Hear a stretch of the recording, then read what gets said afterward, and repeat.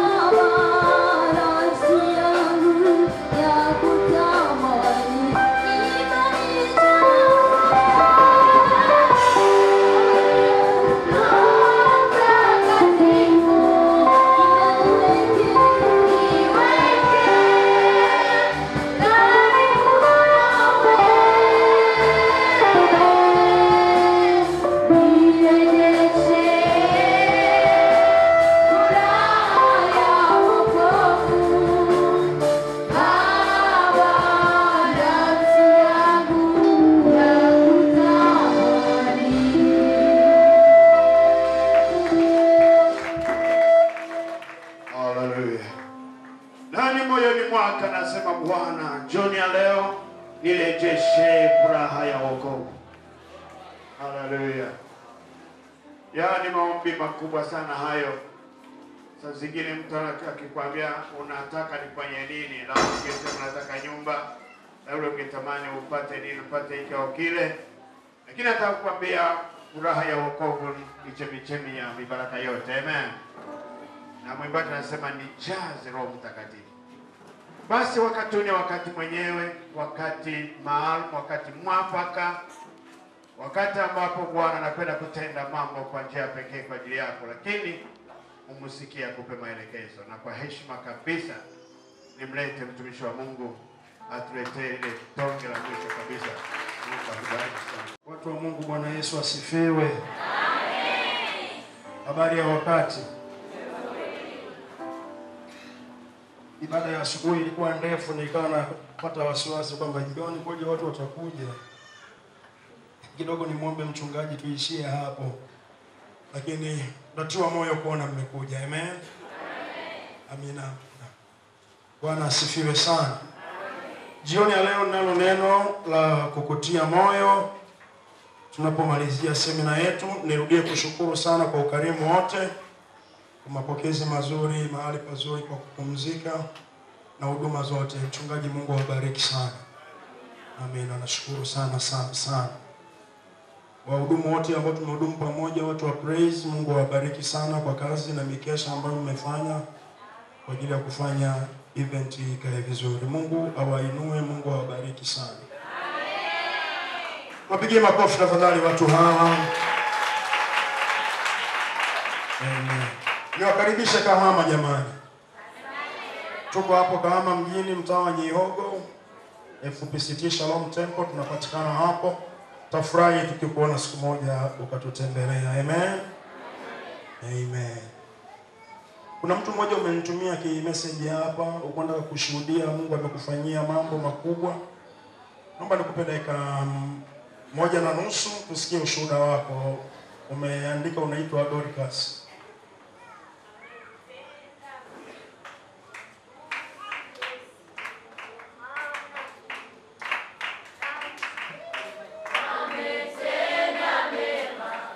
Bwana Yesu asifiwe.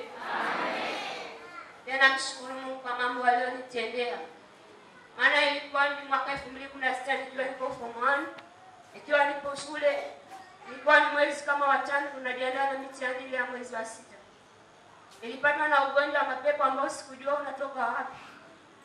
Ghafla niliendelea kumwomba Mungu, sikuchoka. Kafika form 2 hivyo hivyo, Mungu akanivusha kuingia form 3. Nifika Mungu amenivusha kuingia form 4. Kasema Mungu nisaidie. Ni lini nitapona ugonjwa mbona unanisumbua?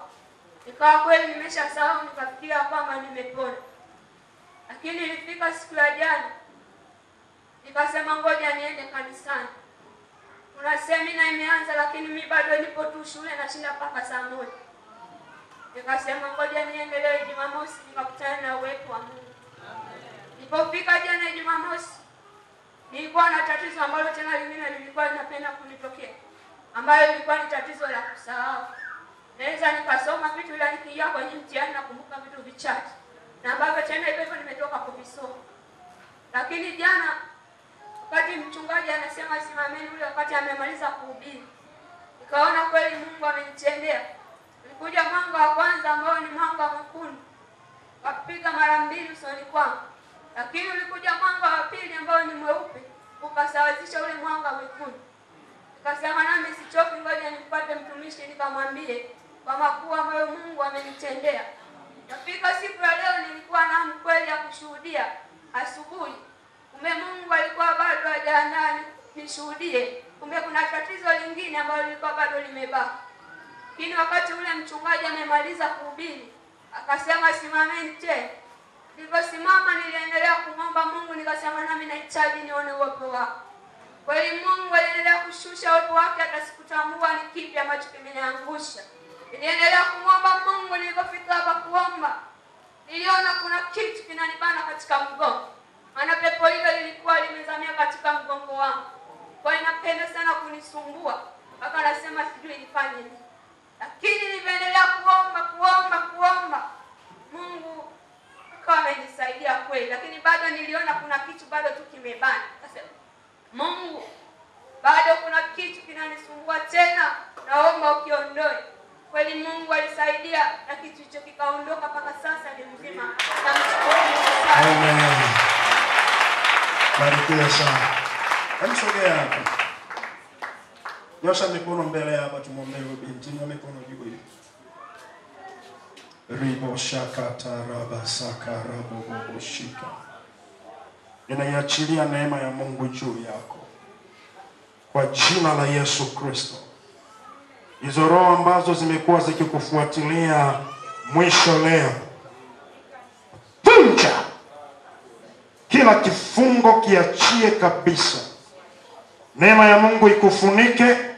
Mungu afungue fahamu zako, uendelee mpaka elimu ya juu kwa jina la Yesu Kristo, na kila hatua ukafanikiwe kwa jina la Yesu Kristo. Ukawe juu na wala sio chini, ukawe kichwa na wala sio mkia, kwa jina la Yesu Kristo aliye hai. Neema ya Mungu iwe pamoja nawe, na ukauone ushindi, ukauone ukuu wa Mungu maishani mwako kwa jina la Yesu Kristo. Amen. Tumpe Yesu makofi mazuri sana. Hallelujah. Jamani, Yesu mzuri sio mzuri? Tufungue Rumi 8:11, alafu utasoma mstari kuanzia 20 na ngapi pale mbele.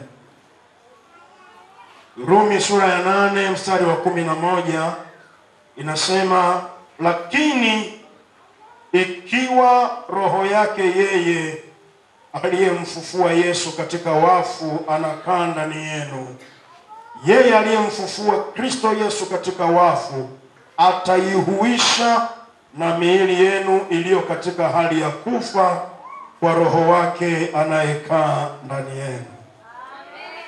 Haleluya. Paulo anasema kama roho wa Mungu anakaa ndani yenu, lazima kuna vitu vitaenda kutokea. Amen. Sura hiyo mstari kuanzia wa 20 twende mstari wa 28. Anasema hivi, nasi twajua ya kuwa katika mambo yote. Jamani, mambo mangapi? Yote. Anaposema mambo yote ni package moja ambayo imebeba kila kitu.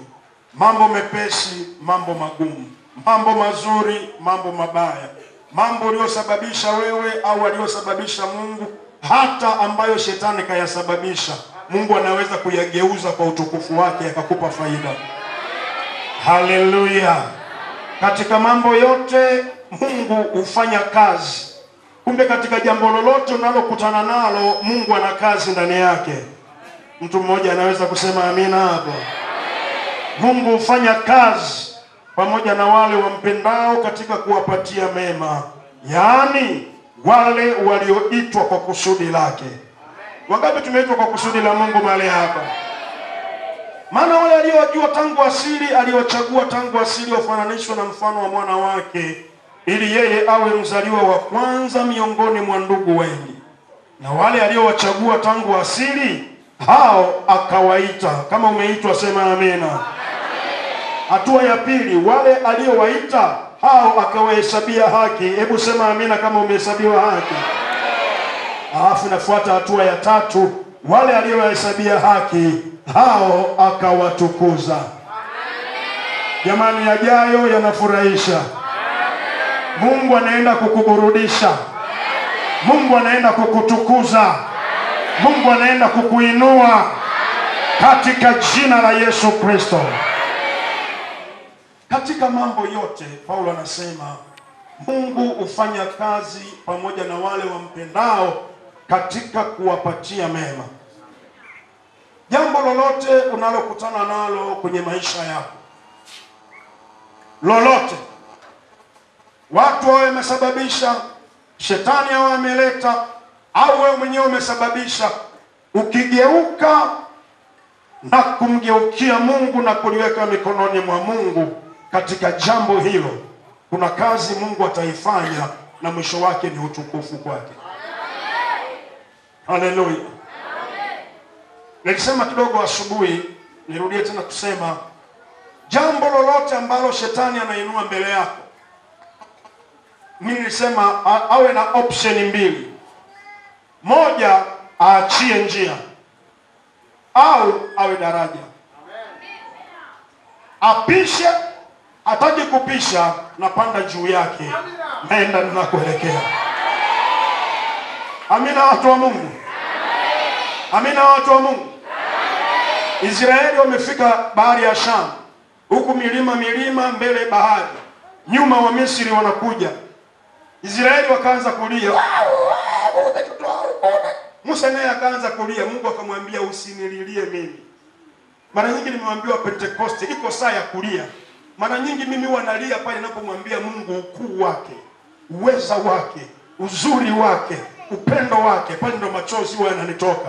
Lakini mbele ya shetani ali mtu hapa ni kuchukua mamlaka na kumwambia unaachia njia. Aachie njia, napanda kichwani kwako. Sema amina yenye afya. Lakini nikienda mbele ya mzee wa siku, hapo ndipo ninalia. Huyo ndo ana haki ya kuliliwa, sio shetani. Usimpe kiki, usimpe sifa isiyokuwa ya kwake. Musa analia, Mungu anamwambia usinililie mimi. Nifanyaje mzee? Nyosha fimbo ukaigawe bahari. Haleluya.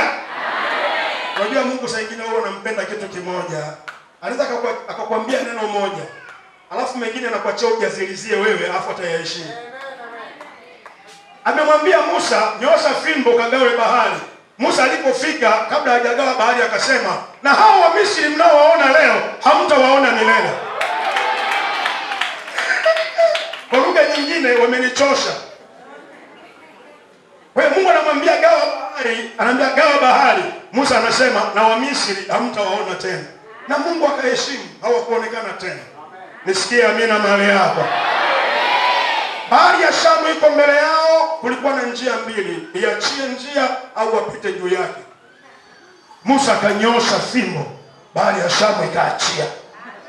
Waliokuwa wanalia wakaanza kucheka. Huu ni utaratibu wa Pentecost. Hiyo ni kawaida ya washirika. Mambo yakiwa mazuri, pastor wetu fire. Yakikorogeka, wachungaji walikuwa zamani, sio leo. Anatoa mfano tu, sio hapa. Kakonko. Haleluya. Mimi nakwambia nikipiga picha, kama ingekuwa ni siku za leo, selfie za kutosha ndani ya bahari ya Shamu.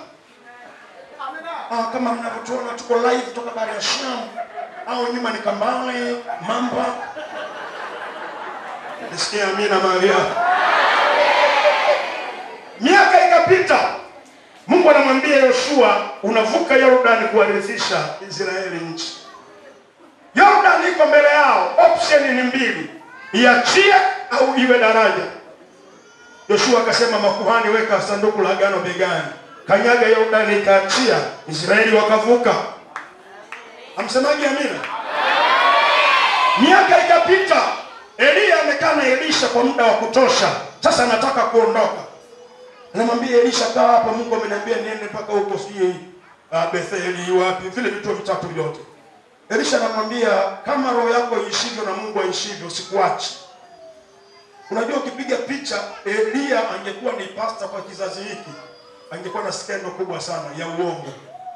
Maana anamwambia kaa hapa, nenda tu pale, kumbe ndio anaenda kunyakuliwa. Na huyu Elisha, kumbuka, ameuza trekta zake zote za kulimia, akaamua kuwa mtumishi chini ya Elia. Na hata siku moja hajawahi kupewa hata mara moja kutabiri. Na bado siku ya kuondoka hajakabidhiwa hata mafaili ya ofisi. Jamaa anamwambia, naenda kidogo, Mungu ameniita hapo, weka hapo, ili akapitilize. Angekuwa mchungaji wa leo angesema, Mungu wangu, Mungu wangu. Angalieni hao watumishi. Wana wa manabii na wenyewe walikuwa na mtazamo picha mbili. Ya kwanza, Mungu anamuondoa bwana wako leo asio mkubwa wako. Kwa wale ambao wanajipendekeza wanasema, sasa wewe ndo nabii. Wengine wanasema, ulijifanya kielele ukauza ng'ombe wako wote, umemfuata jamaa anaondolewa, tukuone kielele chako. Wote wawili Elisha anawaambia, ninajua, nyamazeni. Mtu anayejua anakoelekea hababaishwi na maneno ya pembeni. Hiyo amina, hiyo amina, hiyo amina, hiyo. Hebu sema amina iliyoshiba. Wameenda na Elia Yordani hapa. Elia akachukua tu koti lake, piga Yordani. Ni mawili, ugawanyiki, tunapita juu yako. Yordani kaachia. Elia upande wa pili anamwambia, dogo, umekuwa mwaminifu sana, omba lolote. Unajua tunapendeka kuomba lolote, lakini umetembeaje na huyu Mungu mpaka uombe lolote?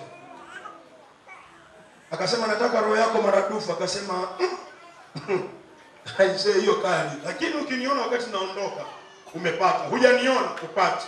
Elisha akasema, kukuona tu niko focused. Wana wa manabii wanapiga kelele, wanaambia tulia, kuna mission natakiwa niikamilishe sahihi. Hebu nisikie amina mahali hapa. Kuna watu wanaojua kuingia kwenye maombi na wakakaa mbele za Bwana mpaka mbingu zikaitikia. Ile ameenda tu akasema, mzee, kabla hujafika mbali nimekuona.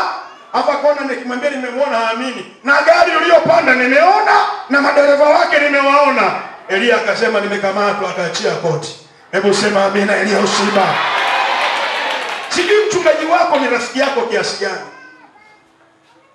Unajua nyie watu wa Pentecost tunajisahau sana. Hapo ndo tumepigwa bao. Shetani ametuachia vingine vyote, kasoro mahusiano na watumishi wanaotuongoza.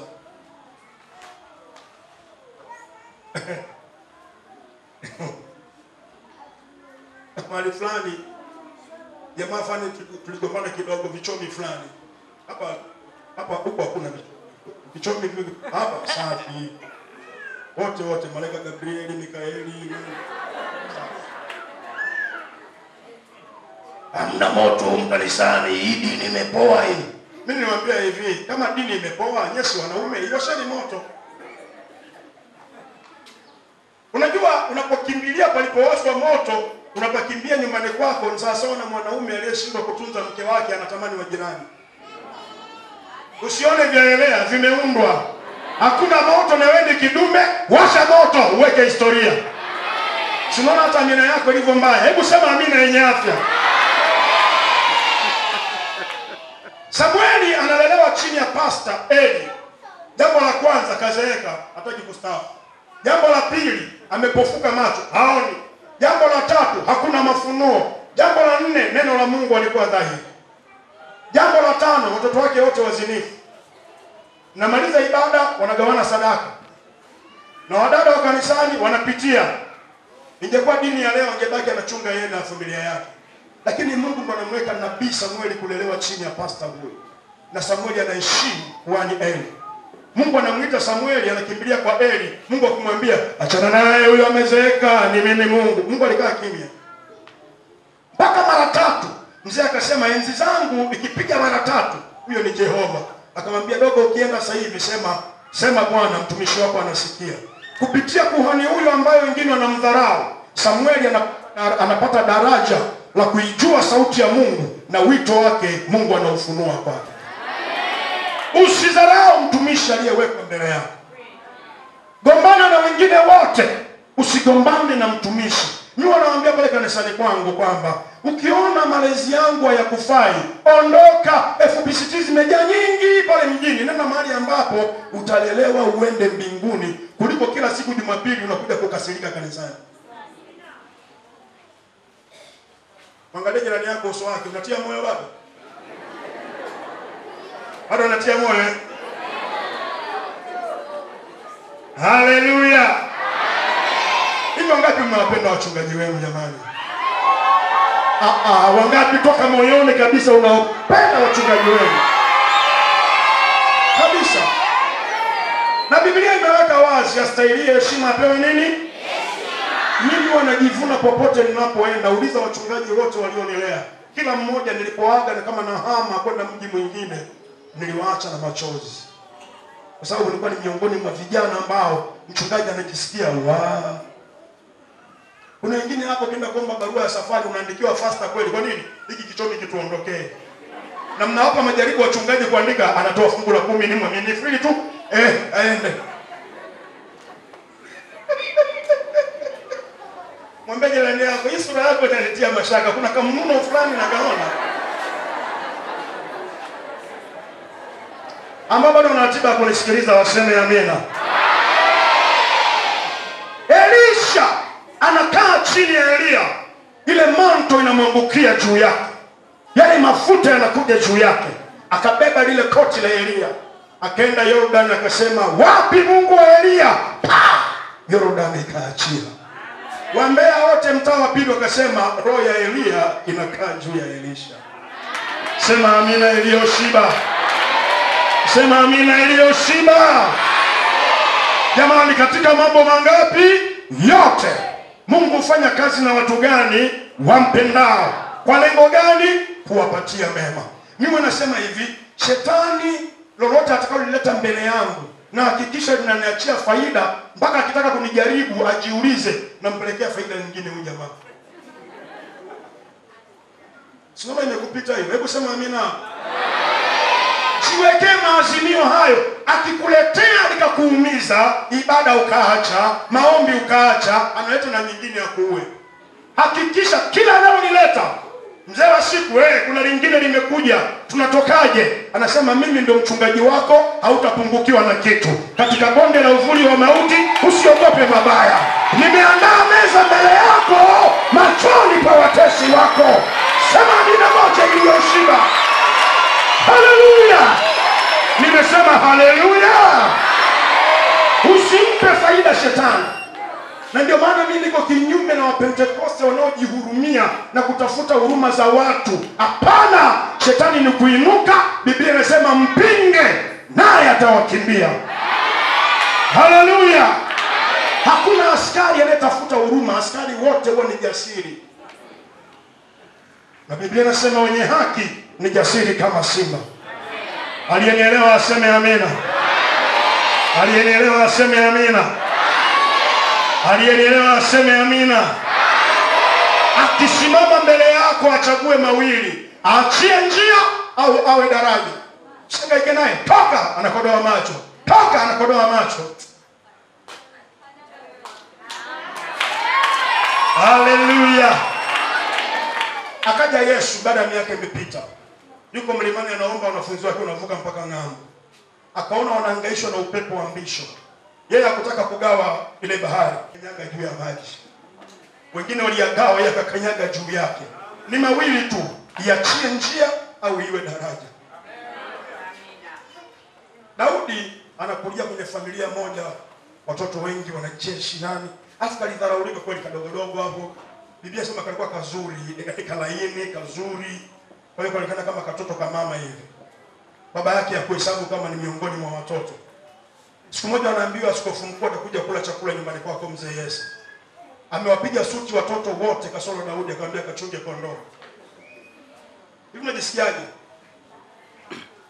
Hakozaje machungane kule anachunga kondoo, nyumbani kuna bonge la pati. Askofu mkuu kaingia. Alipoingia askofu mkuu anamwambia mzee Yesu, Mungu amenituma miongoni mwa watoto wako kuna mmoja ni masihi wa Bwana, anatakiwa kuwa mfalme. Hebu walete hapa mbele niwaone. Toka pale mapaunsa, mikwala mingi, nyama zimetuna. Samueli anasema, "Unaonekana ila hapa, huyu ndio mfalme." Mungu anamwambia nishamdelete zamani. Haleluya. Wakaisha. Samueli anamuuliza mzee Yesu, "Watoto wako ni hawa tu?" Yesu anasema ndio ni hawa, ila kuna mmoja kako machungani. Kuna wengine kwenye familia yenu hapa wewe ni ila. Hata ikitokea msiba hawakusubiri, unataka umeshazika. Kuna mwingine hata kama ni wiki nzima wataweka hiyo maiti kwenye friji mpaka uje. Lakini kuna mwingine ndugu yangu hata kama ni masaa mawili unakutana nao malaloni. Kwa sababu ni ila. Kuna watu hapo na mawazo mazuri kweli kwa sababu unadharauliwa. Yule ambaye anaheshimiwa anatoa pumba anapigiwa makofi. Wewe unaongea na ndio anasema vipi wewe?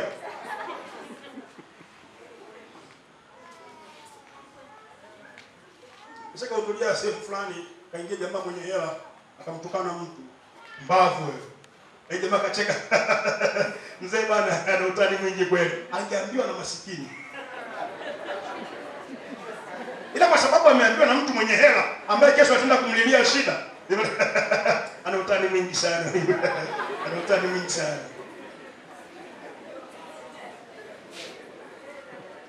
Ila binti mmoja akajichukia, anajikataa, hajipendi. Mchungaji akamwambia, "Wewe binti, mbona siku zote una majonzi, una huzuni?"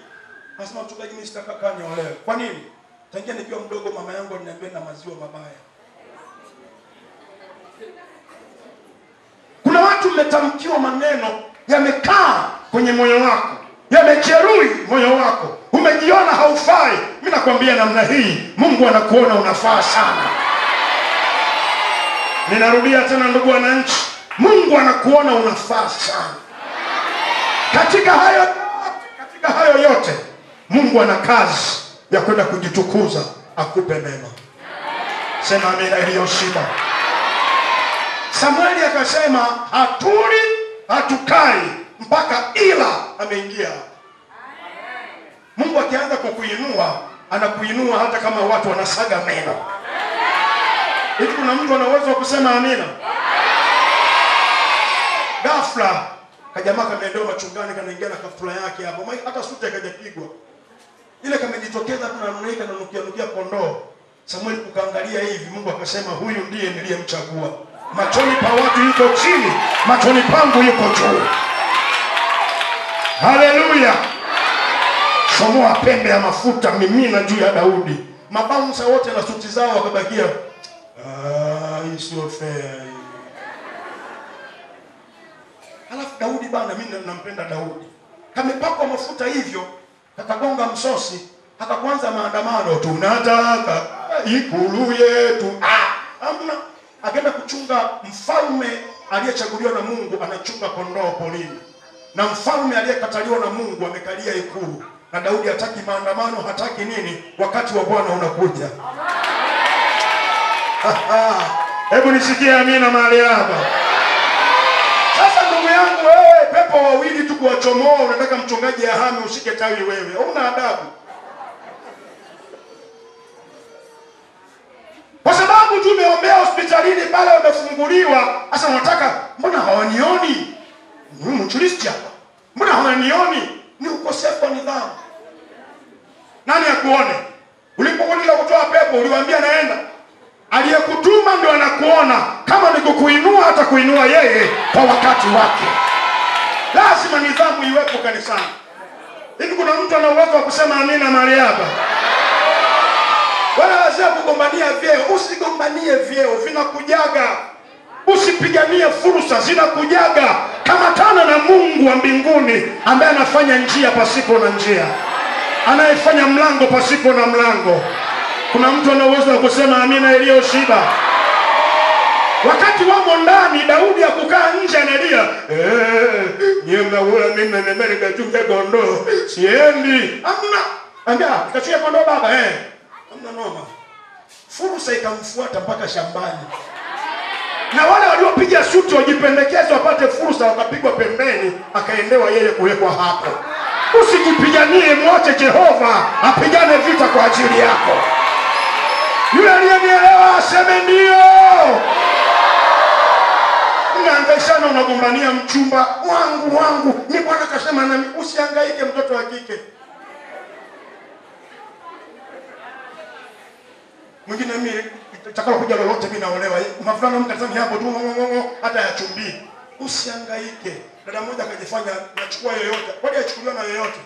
Akaolewa kigiza, mnasemaga hivyo. Niliolewa kigiza. Alidundwaje? Sasa jamani msubiria na mimba ya miezi 8. Ndio kona hii imetuna vizuri. Kuja kwetu tukamwambia amekudunda ndio hivyo. Kwa sababu uliolewa kigiza, unapata baraka za kigiza. Robo 3 ya kesi kanisani ni za ndoa. Na ukifuatilia wengi walifanya maamuzi mabovu.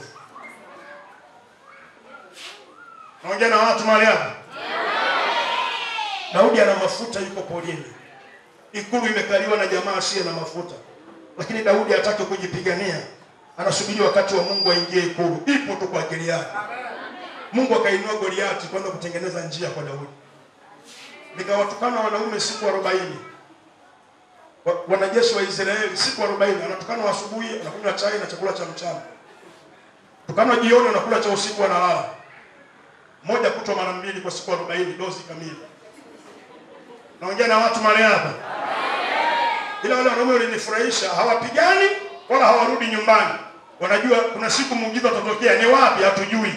Hata kama amekukoroga ndugu yangu, usirudi duniani, kaa tu humu kanisani. Iko siku muujiza wako unakuja. Nilijua hamtasema amina iliyo nzuri. Kaa humu. Haraka yako inakuja. Boni Mwaitegi alisema maisha ni foleni, kila siku yanasogea. Sema amina iliyo shiba. Sema amina iliyo shiba. Kuna Daudi wako mahali anaandaliwa. Amen. Babake anamwambia Daudi, kaka zako wanakula chakula cha jeshi, huko wapelekee msoso wa nyumbani. Alafu angalia mazingira ya vita uje unisimulie. Jamaa kabeba chakula kwenda vitani. Kufika hapo haoni hata mmoja isipokuwa tu mzee wa jikoni anayepika pika pale. Akasema wanaume wako wapi? Akasema dogo, tulia dakika 2 utasikia. Ghafla nyuma yake anasikia, hey! Jamaa halina hata speaker wala halina mic, lakini likiongea ni kama limemeza kabusta. Hey! Kama nyie wanaume nipeni mtu nipigane naye. Ukinipiga mimi umepiga nchi nzima ya Wafilisti. Mwanaume mmoja anabeba nguvu ya jeshi zima. Afu anaambia niinuliani kidume huko. Sauli kipindi kile marais ndio kwa naongoza vitani. Rais, waziri mkuu na baraza la mawaziri na wakuu wa mikoa na makomando na wote vichakani. Daudi akafanikiwa kuingia kwenye kichaka kimoja wapo, akamkuta kaka yake kabana mle, Eliabu. Akamwambia blaza, nyama nyingi kajificha. Hakuna mtu anayeribikia kujificha kama mwanaume. Mama mmoja ukasikia chumbani kwao jamaa wanabomoa dirisha. Akamwambia mume wake, baba nani? Jamaa akamwambia, nimeshasikia tulia.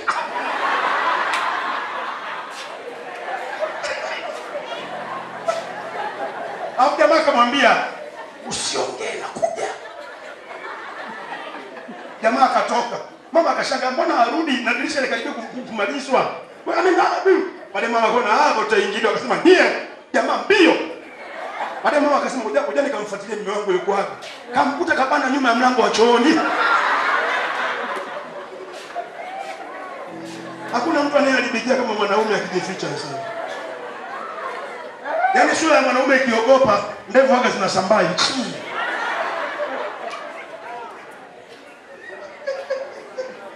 Hello. Daudi akamwambia blasa nini? Afu Daudi bana, mimi nampenda yule jamaa. Yaani hana mashaka na Mungu wake kabisa. Yaani muda hivi, kuna utaratibu gani umeandaliwa kwa mtu atakayeondoa aibu hii? Haulizii huyu jamaa amesomea chuo gani, ukomando wake ni Cuba, Israeli, Urusi. Yayo ya kwake. Kuna utaratibu gani umeandaliwa kwa mtu atakayeondoa aibu hii? Kwa nini? Biblia inamsupport mtenda kazi astahili posho lake. Kakake akamwambia, wale kondoo umemwachia nani? Umekuja kuangalia vita nyumbani. Daudi akasema, blaza nimekosea nini? Akamwendea mtu mwingine. Ukiona unamwendea mtu fulani kama mpendo wa siku nyingi kanisani kumuomba ushauri akakuchoma, usihangaike naye, achana naye, tafuta mtu atakaye kujenga. Akamwendea mwingine akamwambia, kuna utaratibu gani umeandaliwa kwa atakayeondoa aibu hii? Jamaa akasema, kwa kweli jambo la kwanza, ukoo wake huyo mtu wote watatajirika. Daudi akasema haleluya, maisha bora kwa kila Mtanzania. Kuna watu mmewekwa kuwa mlango wa familia zenu na ukoo wenu kubarikiwa. Ninarudia tena, kuna watu mkikaa sawa sawa na Mungu, historia ya ukoo mzima inaenda kubadilika. Piga kelele kwa Bwana Yesu aliye hai. Jambo la pili, Daudi akasema hiyo imeniingia, hakuna kingine. Akaambia ya pili, msamaha wa kodi. Yaani TRA, mashine za EFD zitawaendea wengine huko, sio kwa Daudi. Umeagiza gari nje ya nchi, ikifika bandarini Daudi Enterprises free. Duka lako wanapiga TRA. Daudi, Bwana asifiwe. Tunakusanya hela yetu bwana, wewe endelea mzee. Karama ya mtu inafanya mlango mbele yake. Hivi umenielewa? Ukitumia kile Mungu ameweka ndani yako ukakitumia, kinaenda kufanya mlango mbele yako. Daudi akasema na hiyo imeniingia kidogo, kuna nyingine. Akasema unapewa binti wa rais kuwa mke wako. Daudi akasema mmenipata. Mabachela oye. Mchungaji, nilikuwa sina hela ya mahari, nimeamua kuiba mwanamke. Wewe una akili nzuri kweli? Unaiba binadamu. Wewe kama ni hatia ambaye unaiba mtu. Na wewe dada usiyokuwa na akili nzuri, unaibwa. Umeshusha thamani yako mpaka umekuwa kitu cha kudokolewa. Saa 2 usiku na mfuko wako wa rambo. Wanashangaa kwenye nyumba ya kupanga, asubuhi tu wanakuja kwenye chumba cha watu. Shamo, na wewe nimeolewa usiku. Wangapi wanasema mchungaji endelea kidogo? Daudi anamwambia yule mheshimiwa, kamwambieni mheshimiwa rais, kuna jamaa anaenda kuondoa aibu hii. Watu wa usalama wanamwendea mheshimiwa rais, wanamwambia tumepata mtu wa kuondoa ile aibu. Rais anasema leta mbele yangu mara moja. Anashangaa ni Daudi mpiga keyboard Ikulu. Shamo. Sauli akaangalia akamwambia Daudi, mwanangu, hii ni vita sio keyboard. Daudi akamwambia Sauli, mheshimiwa rais, bahati mbaya kwa sababu ya wingi wa shughuli haujapitia vizuri mafaili ya watumishi wa Ikulu. Faili yangu inaeleza kabisa kwamba sio tunapiga keyboard, nishawahi kuua simba. Sauli anamwambia Daudi, tunashughulikia jambo la muhimu la kitaifa, usilete mizaa. Wazee wa Bethlehem wakasema, mheshimiwa rais, ni kweli na sisi ni wazee tuka Bethlehem aliua simba. Mzee, mbona kusoma na ile ya pili dubu nani linalua? Akasema Daudi, wakamwambia mzee, vyombo vya habari vilitangaza ulikuwa tu nje ya nchi kwa mkutano. Sauli akasema, simba alienda, dubu alienda, chukua magwanda yangu ya dogo, vaa, piga Goliati. Alipoyavaa kutembea hivi, yani mwenyewe tu ni mzigo. Huwa hatutembei kwa upako wa jirani, tunatembea kwa mafuta original Mungu ameweka juu yetu. Sema amina iliyoshiba. Huwa hatuendi kwa upako wa kuazima, unaenda na ile original ambayo Roho wa Bwana ameachilia juu yako. Aliyenielewa aseme amina yenye afya. Haleluya. Ambia mzee, kwanza wewe unaonipa mimi, wewe mwenyewe hajakusaidia, maana nimekukuta kichakani. Wewe kama angekusaidia si ungeenda? Vaa mwenyewe. Unaenda na nini Daudi? Kanzu ya kichungaji. Ile ambayo mliidharau, na ndio hiyo ambayo nilitoka nayo polini nikapakiwa mafuta nayo. Amen. Akaokota mawe 5 laini. Juu ni laini lakini ukibinya libinyiki. Mpendo ukimwangalia nje lakini ndani anaangusha falme na mamlaka. Wow! Afu Daudi anaenda kimkakati. Wengine wanasema mawe 5 huduma 5 sawa, ufunuo ni tofauti. Lakini mimi nilisoma Biblia iliambia hivi, Goliati alikuwa na ndugu zake wengine 4 wakubwa kama yeye. Kwa hiyo Daudi alienda kimkakati. Ili moja la Goliati, ndugu zake wakijipendekeza yako 4, kila mmoja atapata moja. Dozi kamili kwa familia nzima. Hivi una uwezo wa kusema amina yenye afya? Alafu jamaa akazungusha ile kombeo. Nampenda Daudi, alikuwa hazungushi huko anarudi nyuma. Alipiga mbio kumwelekea Goliati. Matatizo huwa yakimbiwi, huwa yanakimbiliwa ili Mungu wako akaonekane. Siona hiyo haina amina nyingi kwa sababu mnapendeka kukimbia matatizo. Changamoto imetokea kwenye ndoa, au achie ndoa, unaitatulia humo ndani. Amina zimeisha. kweli hapo mna mpango wa kupata talaka. Mimi nakwambia kitokea Mungu akasema, Kigoma, ninawapa wiki moja wanaotaka kubadilisha waume, wanaotaka kubadilisha wake, waende wamuone Pastor Zakaria. Mchungaji anashangaa foleni mpaka barabarani kule. Mama nani na wewe umo? Achana na mimi. Nimemwona Bwana anapendeza.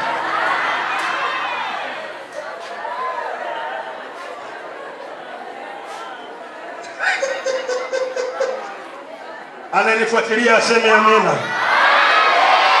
Ananifuatilia aseme amina. Daudi akapiga mbio kumwelekea Goliathi. Goliathi akasema, unaniijia kwa kombeo. Waha mnaita nini? Imange. Nimesema vizuri hiyo. Ndio mimi nimekuwa mbwa dogo ndo kusambaza. Daudi anamwambia, unanijia kwa fumo na mkuki, mimi nakuijia kwa jina la Bwana wa majeshi ya Israeli uliowatukana. Jamani, ukiwa na Mungu unakuwa jeuri. Narudia tena ndugu wananchi, ukiwa na Mungu unakuwa jeuri. Haleluya! Daudi akazungusha kwa jina la Bwana wa majeshi. Ile helmet ya Goliathi ilikuwa na kaufa pale. Mungu wankosaisha baba. Amina. Kidume kikapaa juu chini, na lilivyokuwa likubwa lilivyotua chini, naamini ilikuwa kuna vumbi la kutosha pale. Alafu Daudi akujiuliza, nimepatia nimekosea? Yeye alijua kwamba moja kwa moja ukisema kwa jina la Bwana wa majeshi waga tukosei hesabu. Piga mbio kumwendea Goliathi. Wafilisti wanasema, Goliathi mjanja, limejifunya limekufa, kakifika tu hapo linakanyonga. Waisraeli wanasema Mungu kanena kuchinjwa. Daudi yeye haangalii Wafilisti wala Waisraeli. Usisikilize ya nje wala ya ndani ya kanisa. Muangalie Mungu aliyekuita. Nasema muangalie Mungu aliyekuita. Amefika hapo kanazunguka, jamaa shingo nene, kakisu alikonako ni kadogo kwa kulia maembe porini kwa ajili ya chunga kondoo. Lakini akawa amemwahidi kwamba Goliathi, leo natenganisha hiyo kichwa na shingo yako na tenganisha leo. Sasa natimizaje ahadi niliyomwahidi mheshimiwa Goliathi? Akagundua kuna upanga kwenye kiuno cha Goliathi. Silaha ya adui yako inaenda kutumika kummaliza yeye mwenyewe. Wale wanaonielewa hebu wampe Yesu makofi na kelele. Usiogope maadui wala usiogope silaha zao, zinaenda kuwamaliza wao wenyewe. Biblia inasema watachimba mashimo, watatumbukia wenyewe. Haleluya. Haleluya. Chomoa ile upanga, weka kwenye shingo ya Goliathi, fungua ucha ya dharura hapo. Kata kichwa. Bonge la Daudi kadogo, kichwa kikubwa. Beba tu hivyo. Oya, ameona Wafilisti mbio.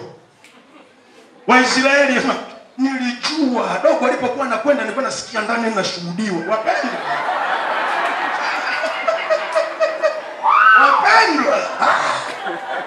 Yaani waniweka rohoni vizuri kweli, nilikuwa nasikia ndani, kwamba leo ni siku yetu. Wamama na wenyewe wachelewaji wako studio tayari. Headphone kubwa, mic mbele. Sauli kaua 1000, Daudi 10,000.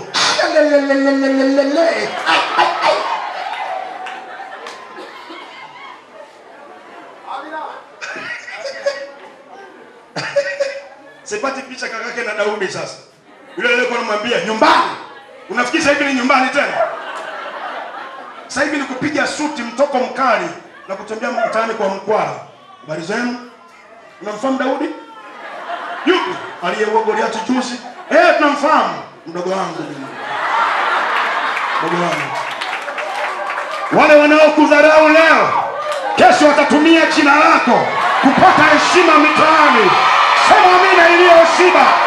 Wanaokudharau leo, kesho watatumia jina lako kupata heshima kwenye mitaa yao. Piga kelele kwa Yesu. Piga kelele kwa Yesu. Hebu nisikie shangwe kwa Yesu aliye. Maana katika mambo yote Mungu hufanya kazi pamoja na wale wampendao katika kuwapatia mema. Simama kwa miguu yako.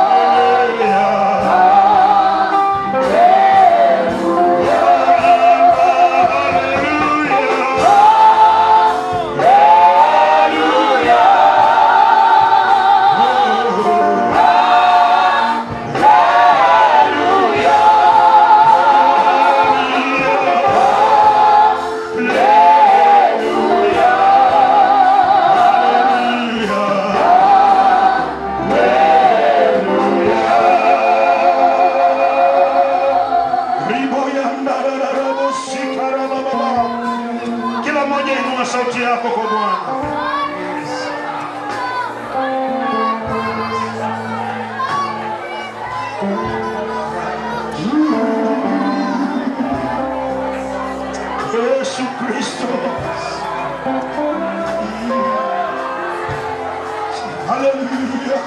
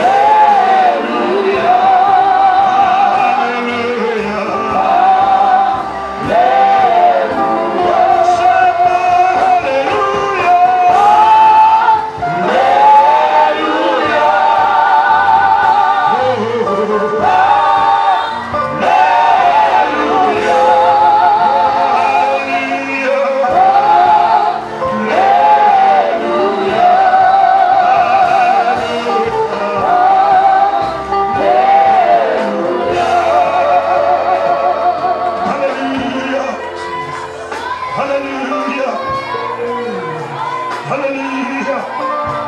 Kila mmoja sema na Mungu, huyu anayekupenda, haijalishi uko kwenye hali gani, Bwana ana kazi ndani yake na anaenda kukupatia mema. Antarabayandarabahaya. Mtu wa Mungu, weka mikono juu, sema na Yesu. Mimina moyo wako mbele za Yesu. Mimina moyo wako mbele za Yesu. Haleluya.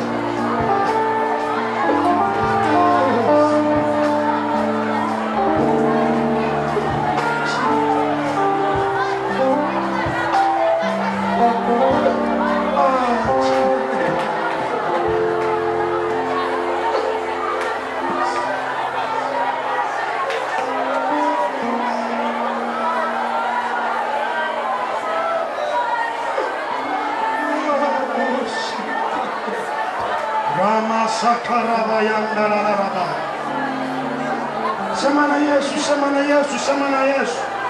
Fungua moyo wako kwake. Fungua moyo wako kwake. Fungua moyo wako kwake. Ayandarabubu shikarababa.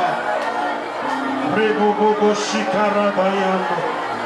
Remo satarabashika. Rikayandararaba. Rebo yetekerebayando. Mungu ayabariki maisha yako. Mungu akufunike. Mungu akutunze. Mungu akutetee. Mungu akupiganie. Mungu akukumbatie chini ya mbawa zake, akuatamie katika jina la Yesu Kristo aliye hai. Haleluya. Ramakatarabubu shikaraba. Rimayanda ribubububu. Shikaraba baba. Ramo yetekereba. Remo satakaribando. Rekabakatarabayanda. Mungu aguse maisha yako binti. Mungu aguse maisha yako. Roho Mungu aguse maisha yako. Kwa jina la Yesu Kristo. Kwa jina la Yesu Kristo. Roho Mungu aguse maisha yako. Asante Roho Mtakatifu. Asante Roho Mtakatifu.